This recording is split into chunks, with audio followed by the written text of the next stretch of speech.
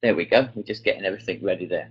So as you can see, today's webinar for the STAMP project is engaging in community music, practice theory, and critical lens. And I'd like to say hello. My name's Lee Higgins, and I'm speaking to you from York in the United Kingdom. So I'd like to say before we begin, sort of thanks very much for Avra and the STAMP group for inviting me to do this, and thanks to Nikos, who's been fabulous at helping with the technology and will be helping us as we go on today. So to begin, you'll see actually that I'm using a Prezi to do this. So you're actually looking at my screen right now, and this is broadly the contents and how the lecture or the session will unfold. We'll be looking at community music.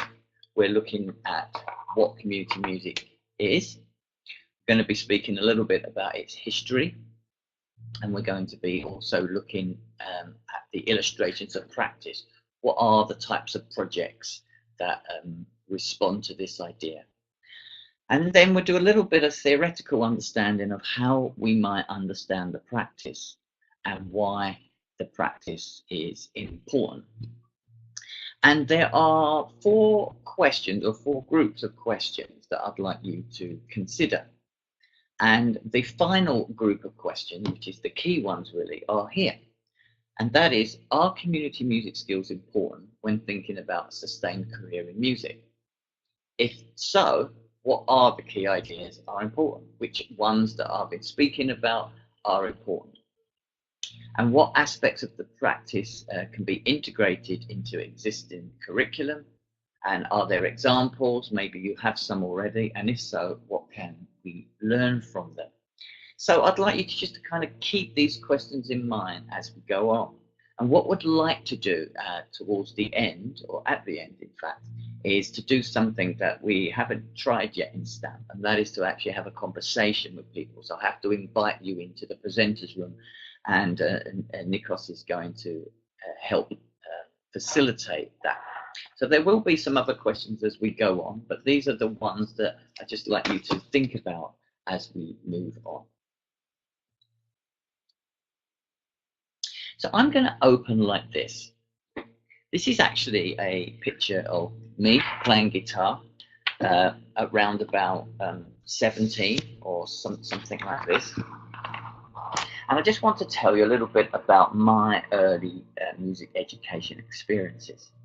And actually, I'd say that they really weren't very good. And I was very frustrated at institutionalized music education.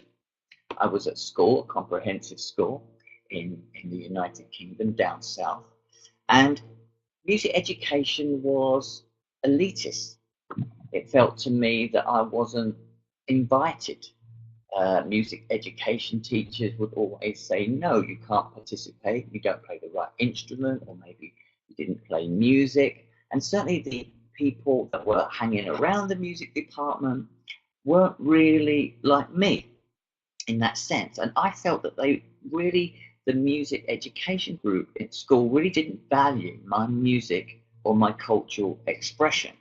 To put it crudely, there seemed to be like a divide or a binary between the kind of rock and roll I was interested in and the classical music, the classical canon, which seemed to penetrate the music department. And I was into the new wave of British heavy metal, bands like Iron Maiden, bands like Motorhead, and I was interested in bands like Led Zeppelin and Deep Purple, and also the sort of punk bands of the time. So really, there wasn't a provision for access to music education for people like me, and it was in some senses based on economics and also based on class. They didn't provide the opportunity. However, I was involved in music and a lot in what's now thought of as informal music learning. And someone like Lucy Green writes upon this. So I was into a garage band culture. I would get together with my mates and we would learn songs and we would play and we would, we would do gigs. In fact, that picture that you're seeing right now is actually one of the gigs I was doing. So I'm just going to open up a poll now, and I'm going to ask you a question. Has anybody else had this experience? You have to bear with me because I'm now going to be looking at another screen, which is why I'm looking away. And I am just going to open this up, and I'm hopefully you can see this. So the questions are sorry, Nikos, if you're there to help, that would be great. It's opened the wrong one. I'll start in again here. Create poll. There we go. So the question is, has anybody else had the experience? Upside down. So yeah, so what I would like you to do is just sort of say yes or no if anybody else has had this experience.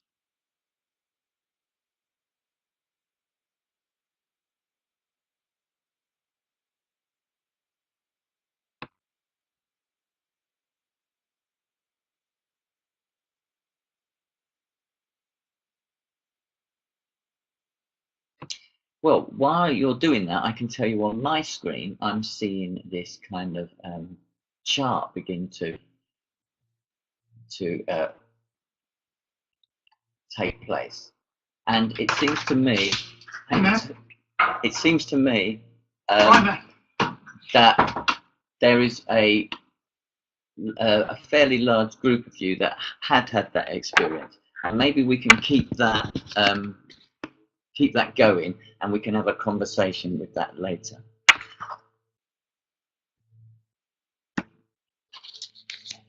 So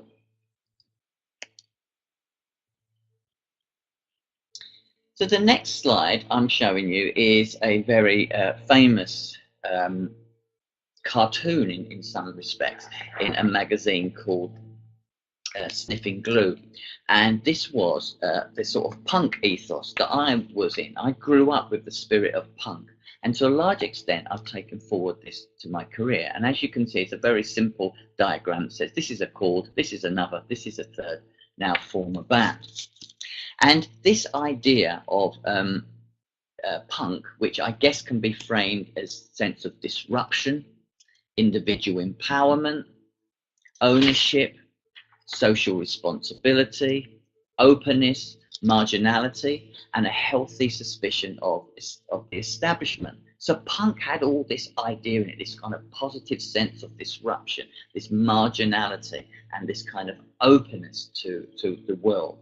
And in fact, in academic circles today, they call it punk pedagogy. So this has really permeated my work. So as well as growing up, in a sense, with this spirit, I've taken this spirit into the work that I've done. Now, this isn't a biography of Lee, although I've just tracked a few key moments in my growing up. But this is, I did think it was important that you got a sense of where the questions that have permeated my work come from.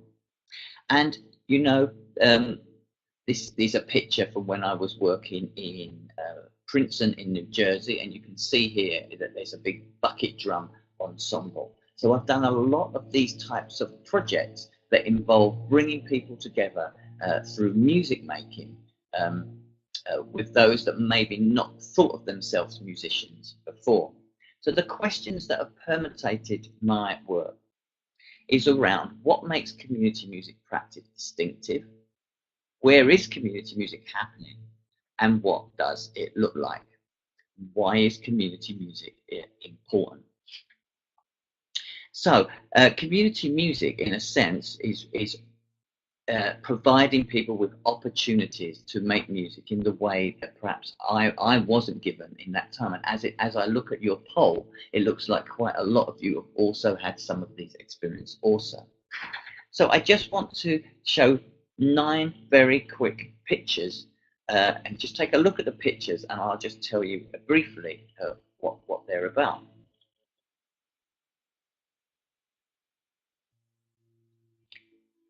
So here's a project in Israel, a project that brings musicians into a school and challenges some of the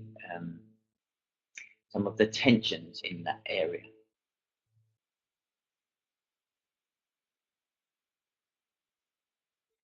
This is a project in the north of England. This is a group that create music from found materials, and they respond to questions around ecology and waste. Here is a project in Brazil. It's a project that is in one of the favelas in Brazil, and this project here provides opportunities and safe spaces for people to get out of some of the difficult situation with drugs and violence in favelas in Brazil. Here is a project in South Africa. This project here has been very successful at bringing people together in some of the worst areas hit by apartheid.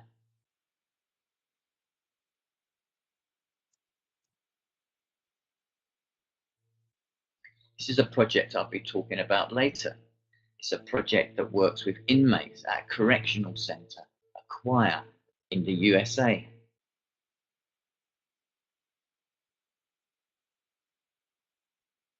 This project is based in Australia, and it works as with the First Peoples in Australia, looking at different forms of knowledge and different ways of sharing knowledge.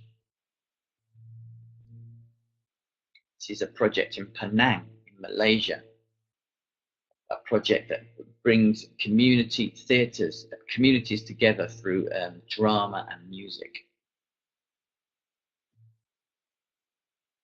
This is a project in the north of Brazil. No, sorry, north of Italy. A project that works with young people in a hard economic area of Rome. And finally, this is a Samba Band in Scotland. A group of people come together to let their voices be heard through music. So as these snapshots of community music from around the world suggest, the field of community music has become a global phenomenon. The growing internationalization of the field has brought with it insights from cultural contexts that have both expanded and challenged accepted approaches, priorities, and ideas within the field. Likewise, with the increase of scholarship and academic courses in community music, the number of people engaging in it has significantly increased worldwide. These emerging voices, agendas, and contexts indicate that the field is continuing to expand, diversify, and mature. So we can say that community music is really coming of age. So as a practice welded so closely to this environment in which it takes place, the growth and development of community music has happened in different contexts for different reasons. As such, the term community music can be understood in a variety of ways, reflecting a myriad of possible contexts and musical situations. Set within a broad notion of music education, community musicians place emphasis on inclusive music participation. Their practice is often an experience of cultural democracy, and musicians who work this way are focused on practical concerns of making and creating musical opportunities for people of all ages and abilities. As a system of support that is respectful and celebratory towards diverse communities, musicians that work under the banner of cultural democracy do so by enabling historically excluded voices to be heard, whilst claiming no superiority or special status. In continuing dialogue with the people they work with, community musicians negotiate musical journeys through facilitative group processes. I want now to turn attention to some more detailed conversations about some of the practices of community music. And I mentioned before with that slide about the work in America in the correctional center. So this project is called the Oakdale Prison Project, and it's really run by a fabulous community musician called Mary Cohen in Iowa. And she confronts borders sort of on a multiple level. And she's working in the USA, whose criminal justice system incarcerates more prisoners than any other nation in the world. Inmates generally have few opportunities for self-expression, and importantly, are not being prepared adequately to live productive lives outside the prison settings. Against a backdrop of people living with stresses of loneliness and boredom, lack of value and self-worth, the Oakdale Prison Choir has sought to provide a creative and expressive way to spend time together to evoke collegiality, friendship, and creative expression. And this is a fabulous project, because it really tries to go at the heart of this idea of civism, which is the notion that if prisoners have engaged opportunities, they are potentially less likely to re-offend. And as you can see in this illustration, you'll see different coloured shirts, because some of the people in one colour are the inmates, and the other colour are those from the outside. Because what Mary's managed to negotiate with the prison authorities is opportunities for people from the outside to come and join in from the inside, making a kind of really dynamic situation. But she's had to work very hard as a kind of music education, community music, in building up trust with the prison authorities to enable that to do. The second illustration of practice I've got here is this project that's run in Australia, and it's really been run by someone called Bridie Lee Bartley. And it exemplifies some of the work music educators are currently doing with Indigenous peoples. So this project, initiated from a university service learning strategy, the work with First Peoples from Australia directly considers undocumented knowledge, its creation and its reproduction. Seeking to decolonize established understanding of teaching and learning, this work becomes a challenge to establish Western pedagogic practices. So there's a number of key ideas involved in this work, and it's a real kind of challenge to some of the way, certainly in the West, from my experience, maybe your experience too, that we kind of catalogue and think about knowledge. It's a really terrific project, and if you're interested, you could always look like Bridie Lee Bartley, and if you read some articles, you get more information about it. I want to next just look at this project here. This is a project that I've seen on a number of occasions, and it's a project that's in Harlem, in New York, and it's in a school that's been very difficult with children, with young people, very transient, moving forward, very diverse. The school isn't really big enough. There's a lots of issues, but this project, running this large Samba Band, has been brilliant. And this has all started out with the teacher called Dana, who was a trumpet teacher. He went along, he tried to engage people in band, and no one was really interested. He then went on holiday. He had, in Brazil, as it happens, he had a great experience of listening to music there, and he thought that his kids in school would really love this. He started a small group with some samba instruments, and bit by bit, the school music has just grown around samba. So that's all they do, pretty much, samba and some other drumming things. And it's everybody in the school plays. It's amazing. If you go to that school, walk down the corridors, you'll hear music booming out, and it really is a fantastic thing to both hear and see. And the young people, anyone grabbed from the corridor and folded in, will be get involved in samba. So it's really an amazing project. This project here is in the South Lebanon, and it's working with refugees from Palestine. It's a project that again challenges a whole range of notions from Western pedagogy, and um, it's in an area of, I think prior to the Syrian refugees, it was something like 30,000 people were in this camp, and the the thought of work and thought of opportunities, very low opportunities. It's quite a difficult place to be for young people and adults growing up with as you toward what you're going to do. And the music project here really provides an opportunity for people to get together, to express themselves, and to sort of communicate.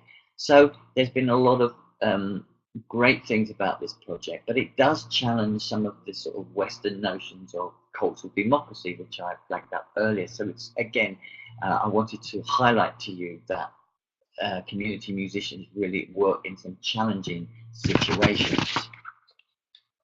Just a couple of other examples of things I've been involved in European base, and this is a project at the University of Arts in Zurich, quite a new institution, and it's a winter school I've been involved in for the past couple of years, and it brings together music and social work.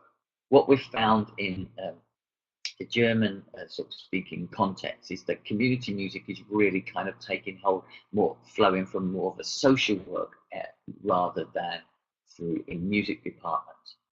Because as I mentioned before, certainly in my experiences and some of your experiences, it's that music departments can have this kind of elitist thing, and it's about getting things right. It's about orchestras.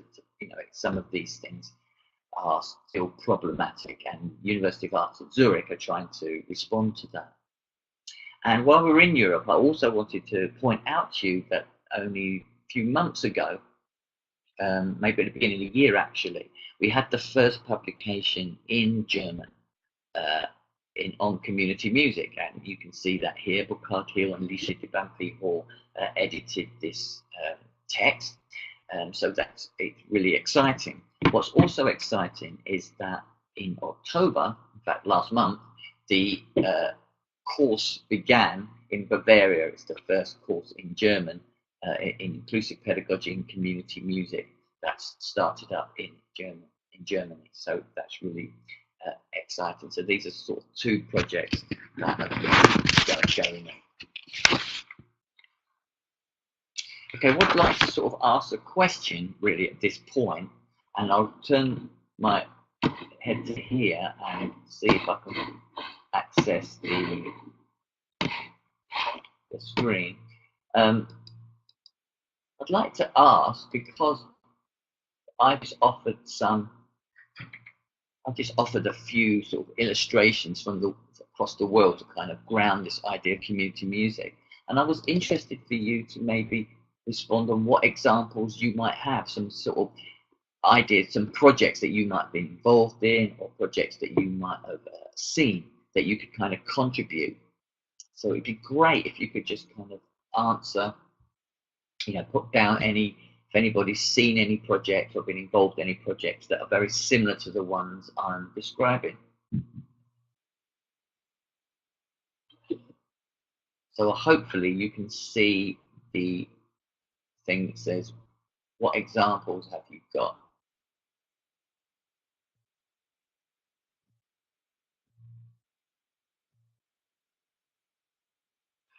If you put some things down, this will help me bring people into a discussion later on in the presentation.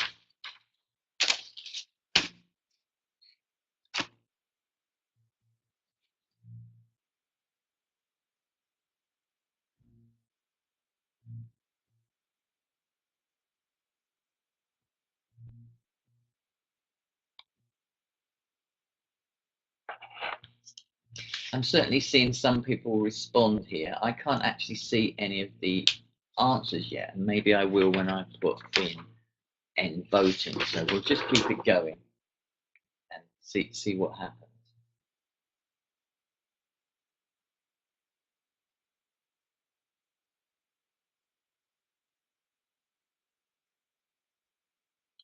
Looks like a couple of you have put some things in. Okay, some more coming in. I'll just wait for a little bit.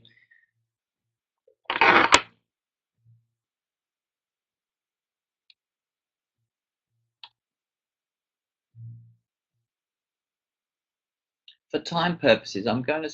Oh, there's still some more coming in. Apologies. It's a little disconcerting because I'm just staring at a blank screen, but it's great that you're here and getting involved. I do appreciate it, and actually we could build up a bit of a database of some projects here. So I'm just going to press end voting just to see if I can have a look at the responses that I've got. Share results. Okay, well, actually, I can't see what anybody's written.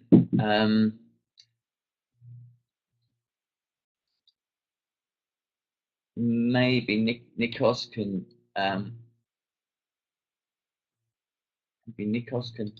get the things for me. Oh yes, I'm scrolling through the people. I can see that there's a project in Germany from Elena. Thank you. And from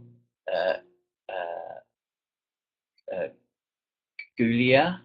In the frame of the Sing Me project, we collected about 100 examples of projects using collective singing and the integration of young migrants. Thank you very much for sharing that. Got something from Isabel here about work that was with event management of refugees, but wasn't active in music making, but I guess working on some of the principle. And Nico has written, not sure if this counts, she said, but the Music University in Vienna, Austria, organizes music lessons for refugees from Syria, Afghanistan, led by students at the university, and students get coaching by teachers. Okay, so working in some of those ways we're talking about engaging in that. School bands from Sophia. Yeah, and Tatiana said she wasn't involved in any of these projects, but maybe you'd like to get involved in it at another point. Thank you very much. Appreciate that.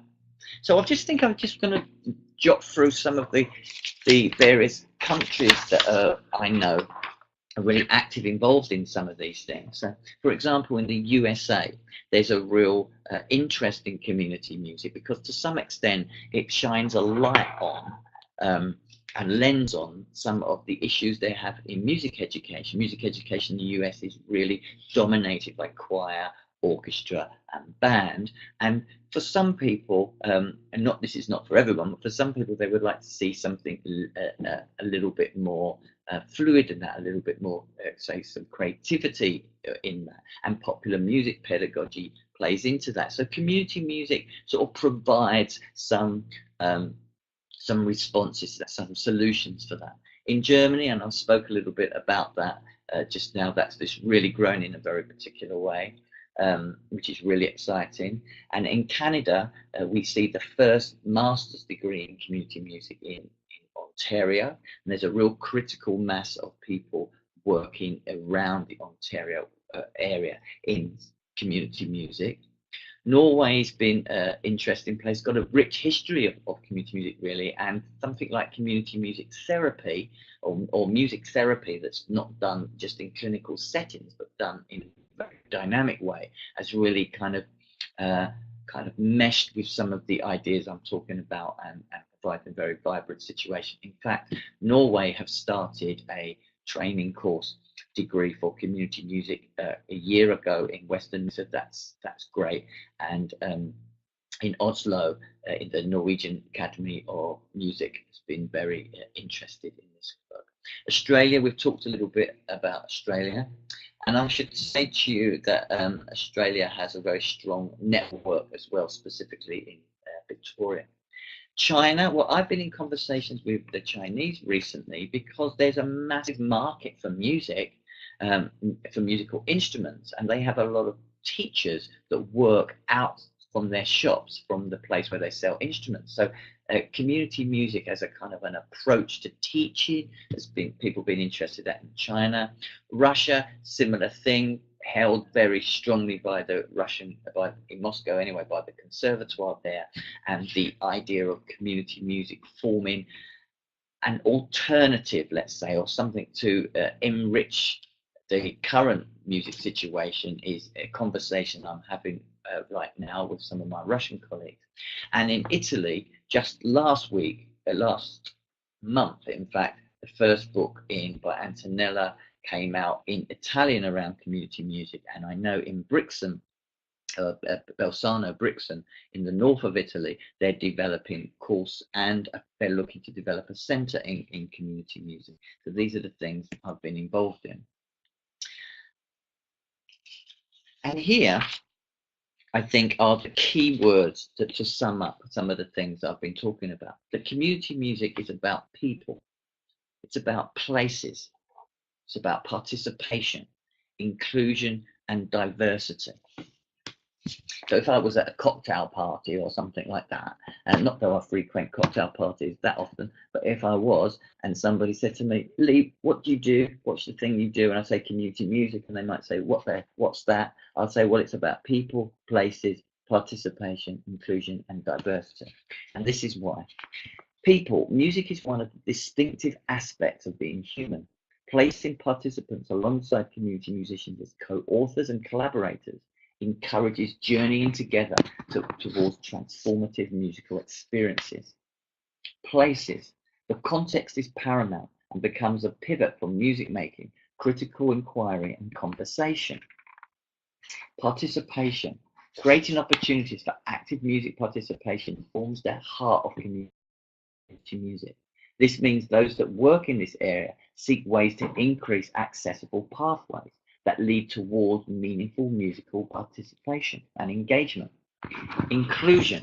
Community music emphasizes the importance of making connections amongst people across issues and over time. By encouraging ongoing frameworks for interaction, community musicians seek to create engaged populations and communities of practice. And finally, diversity. Integral to community music is the celebration of difference that can only take place in a safe, positive, and nurturing environment. But of course, community music grows up very different in very different places, and hopefully I'm illustrating that. And that has a lot to do with the funding structures. It grows up in certain places because funding allows it to grow up in certain ways. And this is what makes it exciting.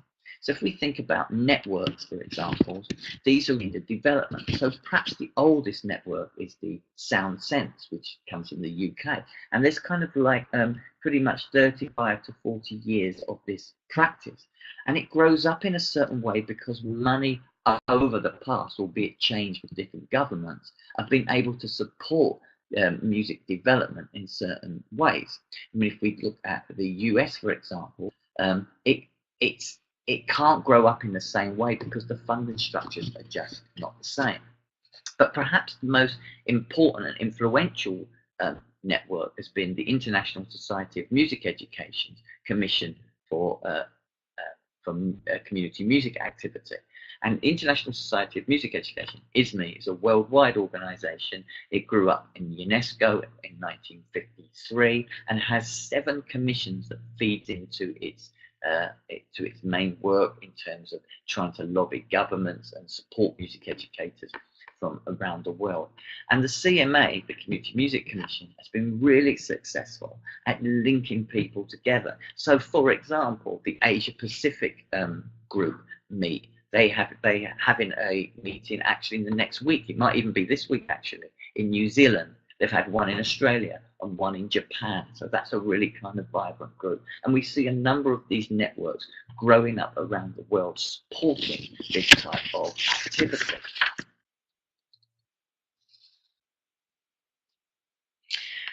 Well, with this image here, I wanted to talk a little bit about,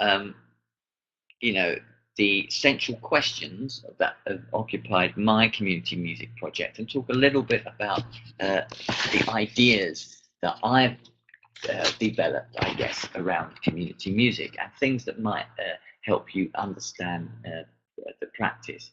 So community music for me is always about an act intervention. an intervention between music leaders and participants.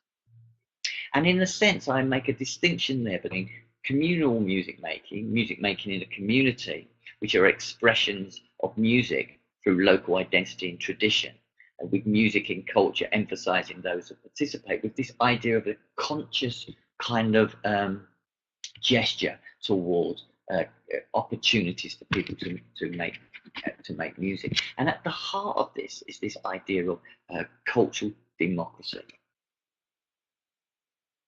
Now, this idea is really important, and it's a challenge to the democratization of culture.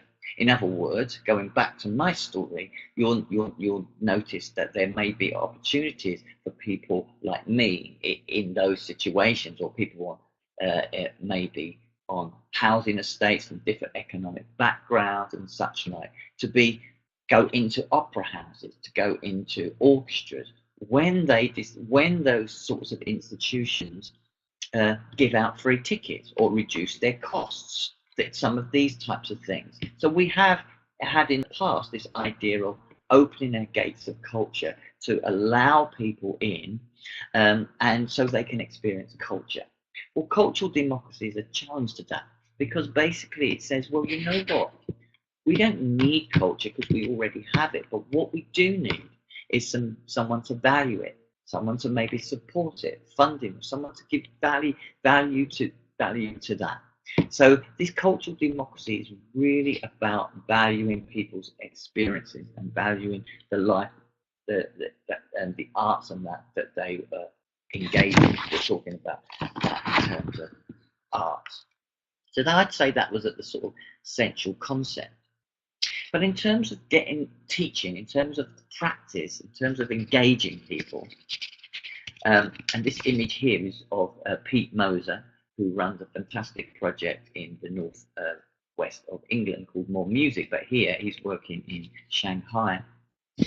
And the idea of the workshop, the idea of an experimental place, an idea of a place where people can throw ideas into the room and sort of develop songwriting, develop drumming, develop improvisation, develop a new band, could even develop a new classical piece. But what Deleuze might do, deterritorialize spaces, creating new relationships, and creating new relationships through the workshop. And I describe it as a new mode of experience and a different form of judgment.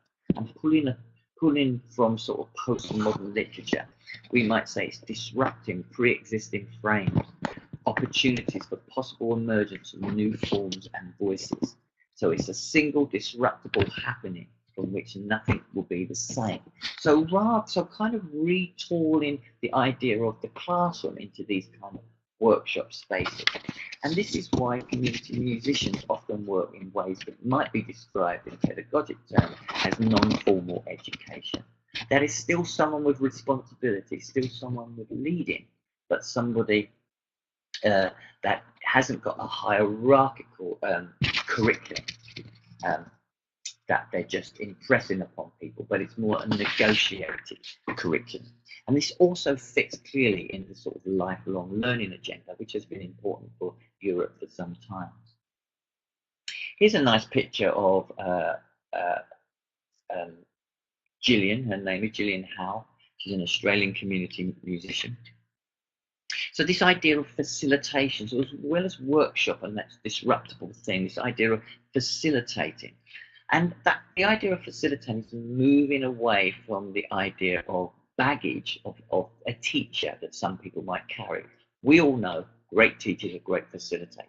But for lots of people, music education has in schools, like my example, and I do things all around the world, and I have to say, constantly surprised that some of the way music is taught still feels much like the experience I laid in the beginning. So facilitation, and here is a little quote here.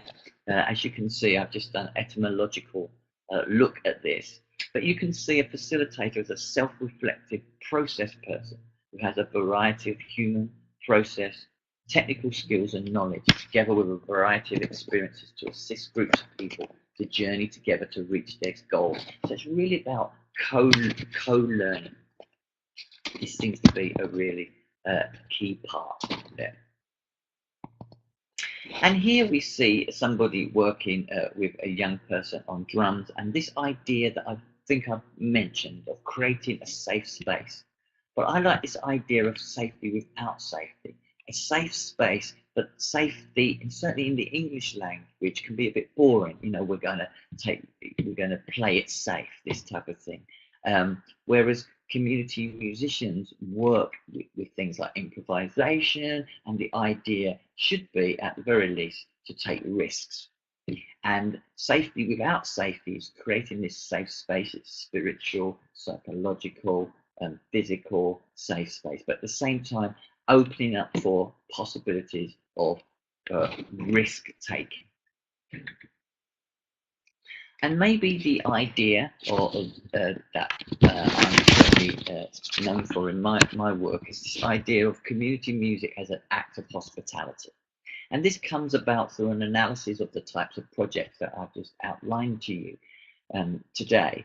And is that the community in community music really points towards this idea of welcoming people in, the idea of leaving your door open so people can come in to the workshop space, to give them those opportunities. Again, contrary to the experience that I had, that I laid out at the beginning as part of my biography, and certainly certainly through lots of people I meet as I travel around. So this idea of hospitality. And that's central to hospitality, is this idea of the welcome. And it's a preparation for the incoming potential participant. So this doesn't necessarily mean, of course, that you have to welcome everyone all the time. And I'll talk a bit about that in a minute. But it's just having a heart open for people to potentially come into your classroom space to make music. And this, in some senses, I don't want you to think that this is an idealistic, sort of fluffy dream idea, because hospitality really negotiates the bridge between unconditionality and conditionality. In other words, if you think about the English word hospitality, the Latin root of that is also in the word hostility.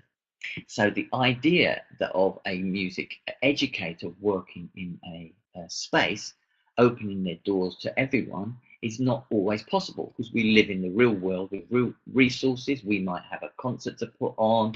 We might be, working with a very sort of vulnerable group, and some people might want to join. It might not be appropriate, but it's having a heart open to what I would call a very simple idea, and that's a chance to say yes.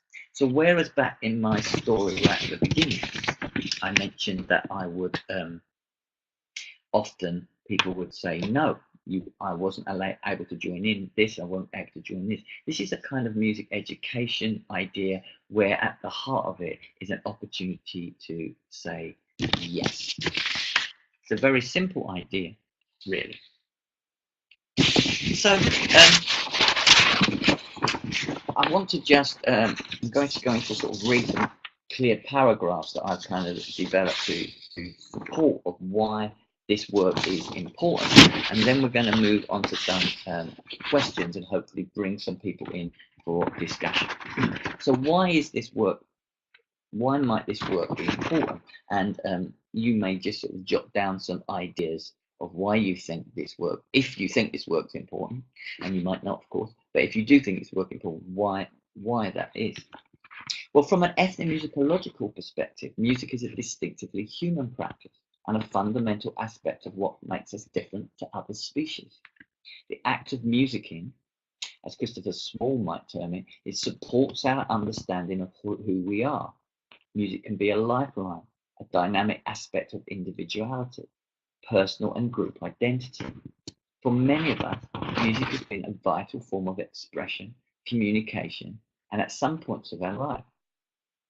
As part of a broader category of music education, community music has a key role in the growth and development of active music making throughout the lifespan.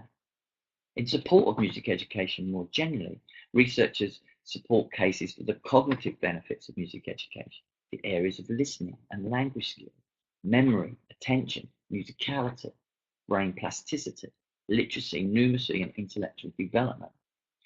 Researchers also alert of music's power in the development of creativity and its impact on our leisure and recreation time, our physical health and well-being, and our social and personal development. More specifically then, community musicians have placed emphasis on Article 27 in the Universal Declaration of Human Rights, which states that everybody has the right to participate freely in the culture of the community. Remember the cultural democracy concept I outlined earlier.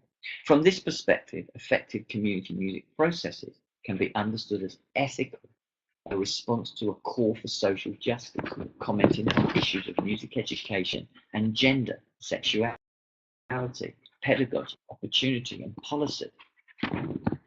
So conceived through the lens of hospitality, my work has centered around the relational aspects of music making. What I've tried to talk about today, the sort of relational thing. For most of us, finding others with whom we can have and engage in a meaningful encounter is part of our existence. Whether committing to a partnership, stopping at the neighbours for coffee, meeting friends in a local bar, or hosting a dinner party. Finding ways to negotiate successful and happy relationships is a lifelong pursuit. Rooted deep within our ancient cultures, the notion of hospitality is as old as recorded history and is tied to this fundamental human need to be with others. As a practice, community music has always been concerned with relationships, both in terms of the individual, the group, and the wider connections between those in the community. Because of its intentional orientation towards participation, matters concerning how to engage with others have been paramount in the development of its ethos and pedagogy.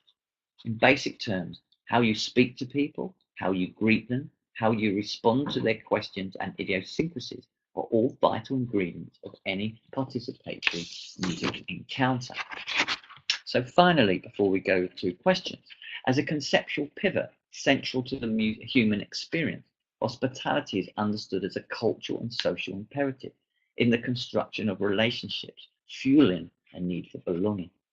By considering the first moments of contact between community musicians and potential music participants, I'll claim that the call, the welcome, and the yes, and that's the call from the participant who wishes to be involved, the welcome from the music facilitator, the music leader, or the music teacher, and the idea of saying, yes, you can join in, albeit as situated in this kind of cusp of unconditionality and conditionality.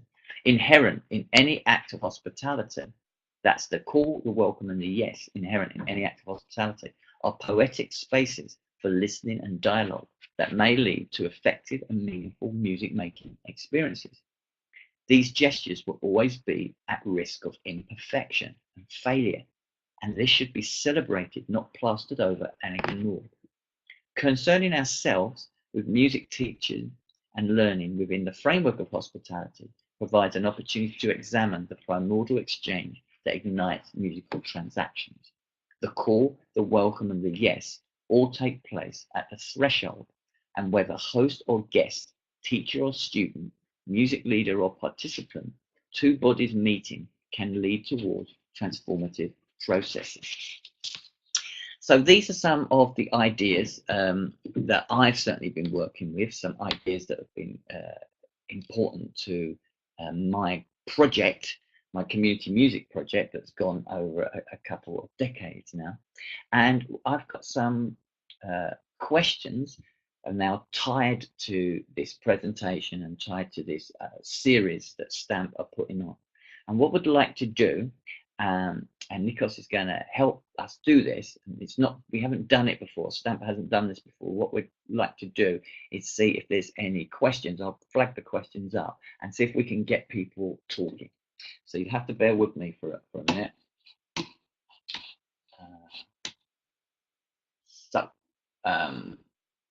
The questions. So the questions are the ones that I flagged up right at the beginning, which are community music skills important when thinking about sustained careers in music? If so, what are the key If so, what are the key ideas and what makes them important? And what aspects of the practice can be integrated into existing curriculum? And are there examples? And if so, what we can learn from them? So there's a kind of basic framework that fits to this idea of entrepreneurship and such like with this overall series, but I'm open for any questions. So certainly give short answers, but also I believe if people want to ask a question, we can, with the help of my glamorous assistant Nikos, we can bring you into the presenters room so you can speak. So as I said, this is an experiment, so let's try.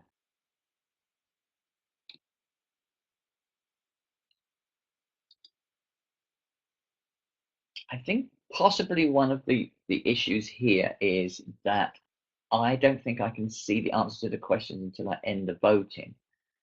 So there's also the main chat page where you can write a message. So if you maybe write your questions or write your responses on the message, that actually might be easier in this case. So let's try it. And if anybody wants to speak, then that would be fantastic. Let us know through the message and we'll bring you into the chat room.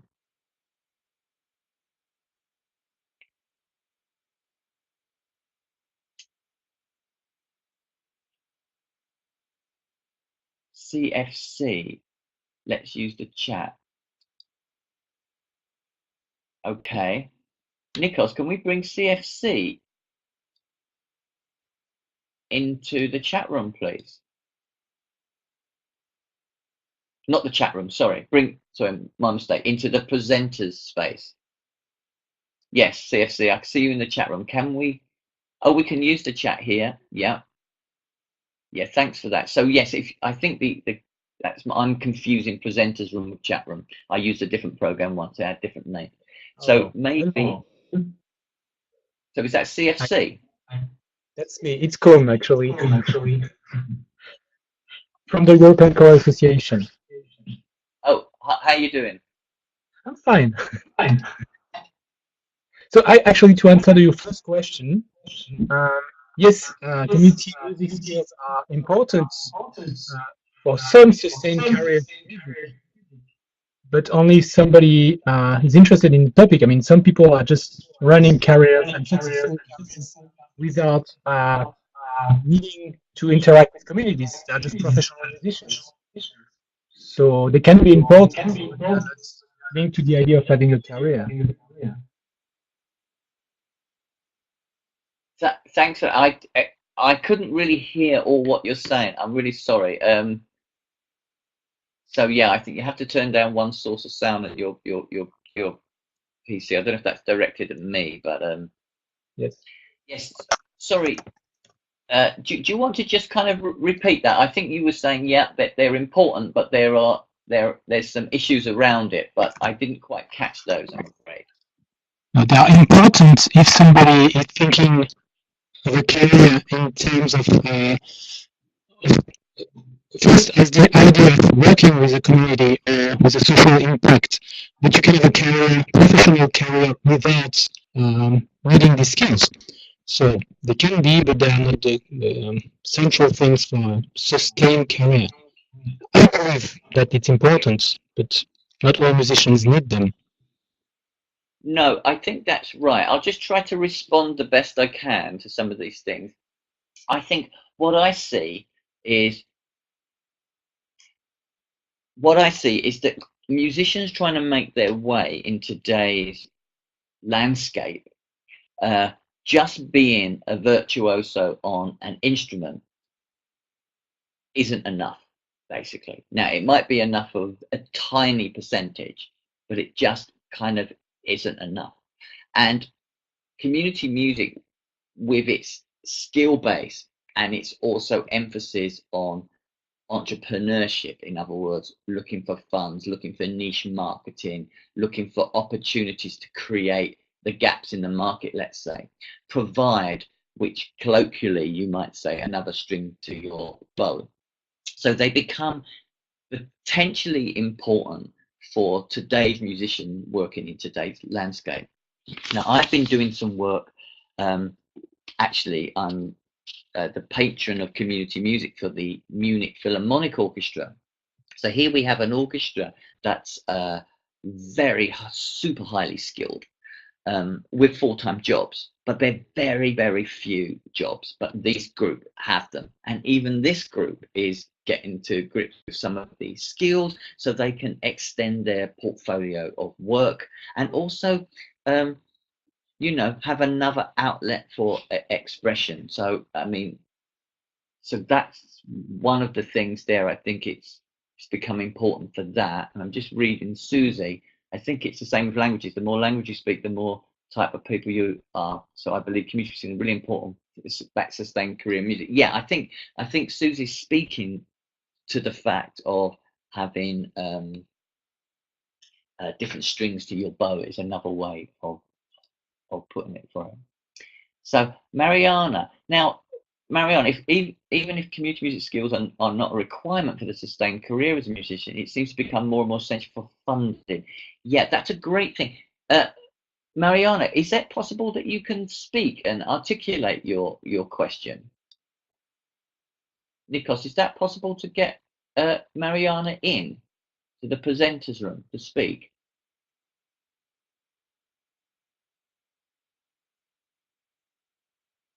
It'd be great to hear from. Hello? Yes, you're on. Oh, nice. You can hear me. That's great. Well, I work a lot with fundraising. I'm doing my own project also that actually involves community music, but I'm also actually teaching cultural entrepreneurship, and I see that at least in the Netherlands, that's what I see quite a lot in the Netherlands. That's it's one of it basically becomes one of the criteria for getting the funding is to get the audiences involved. And this can be done through different ways, but community music is one of the ways to do so, basically. As a part of the project, if you have even a musical project, but then you have another part of the project that actually involves communities to perform along with you, or you're making some project with them, and in such way you expand your audiences as well.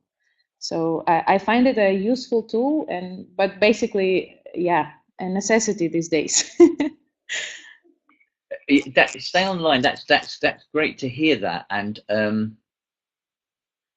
I think you're right when you talk about funding. It also goes back. You remember that story I told about the difference between sort of cultural democracies and democratization of culture. It's this kind of responsibility, isn't it? It's like opera it's large scale theatres and all these types of things, as well as small scale things, of course, having now a kind of responsibility over and above just the kind of ivory tower. Now I know I'm painting very kind of extremes, and I know these things happen continually. It's not quite the way I put it like that, but yes, those responsibilities to keep yourself keep operation, and you need to engage people in different ways, and therefore people that work in these places, including musicians, theatre workers, or whatever, need to have a different range of skills. And where are you working, Mariana?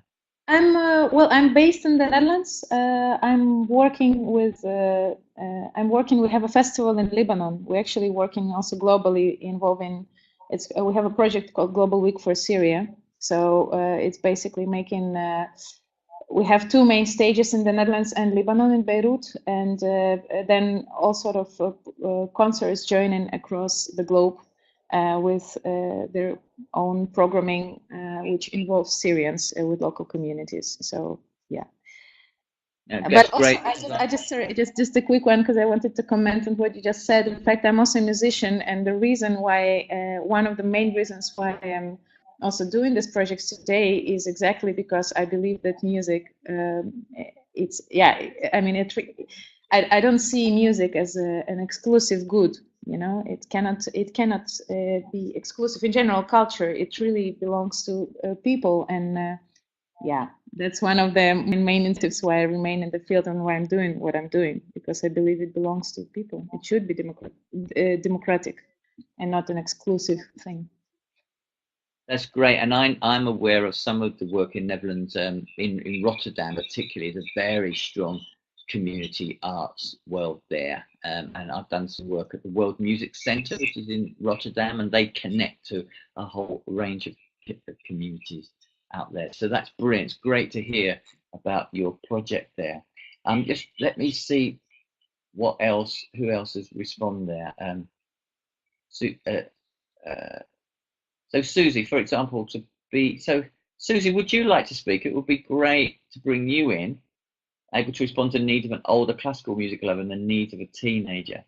Yeah, so let's have a see if Susie, would you like to come into the conversation, Susie?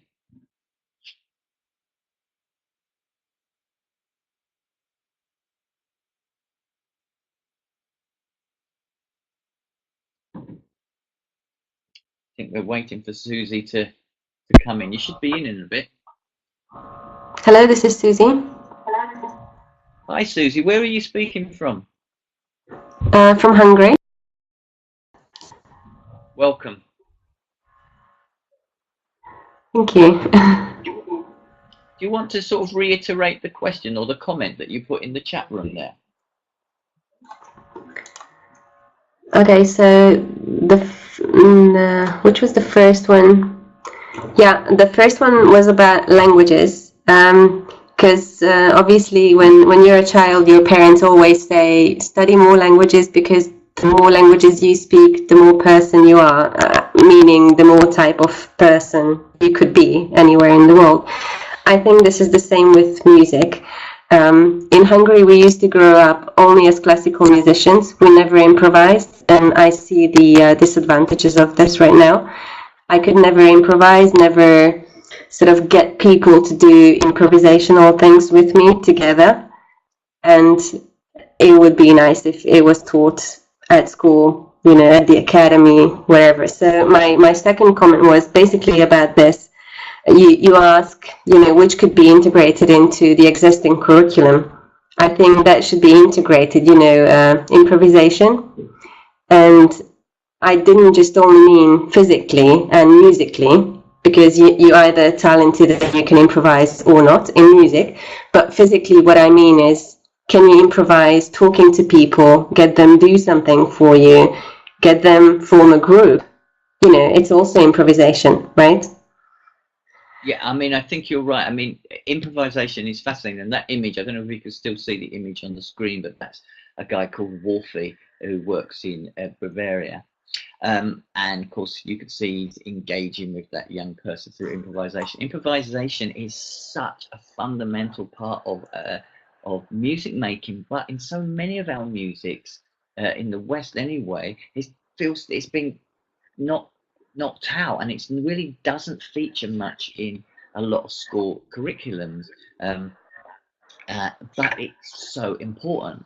Now, I was part of a task force quite recently, but 2 or 3 years ago, that reimagined what undergraduate music would look like in the United States, and produced this manifesto. You could see it on my academic edu. You can download it, and improvisation forms the absolute kind of cornerstone for that. But I think what you were saying, this improvisation as kind of cultural expression, as ability, you know, in terms of like jazz, you know, playing certain chords, certain scales around that. As cultural things, we think of rag, we think of, you know, all manners of music, of improvisation. But I think what you were talking about was improvisation as experience as well, that idea. Well, as a talent of a person.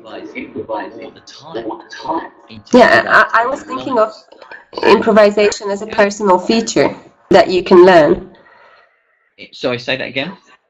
I was thinking of improvisation as a personal feature that you would be, you know, more with. You know, that could be one of your characteristics, that you know how to sort of improvise. Yeah, and also, I mean, community musicians, or certainly the people that I've talked about today in the various projects, improvisation forms a real key part of that.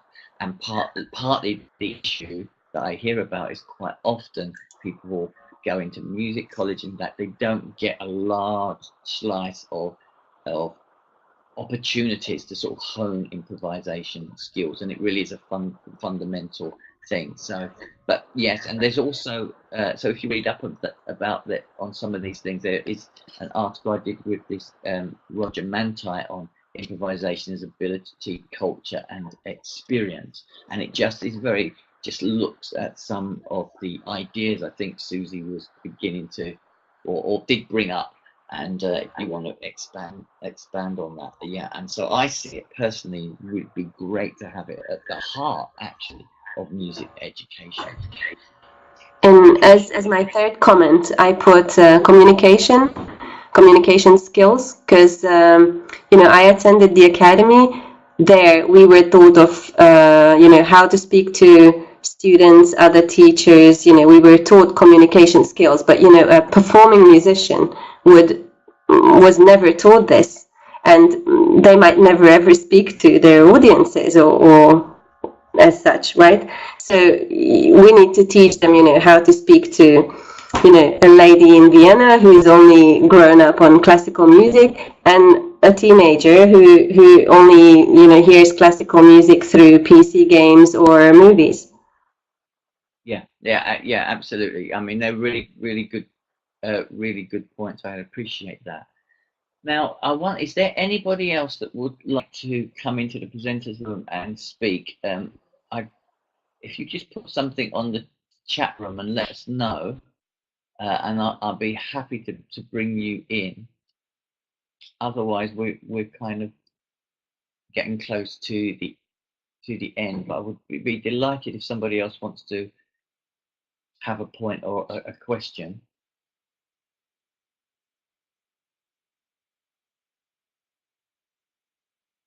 So with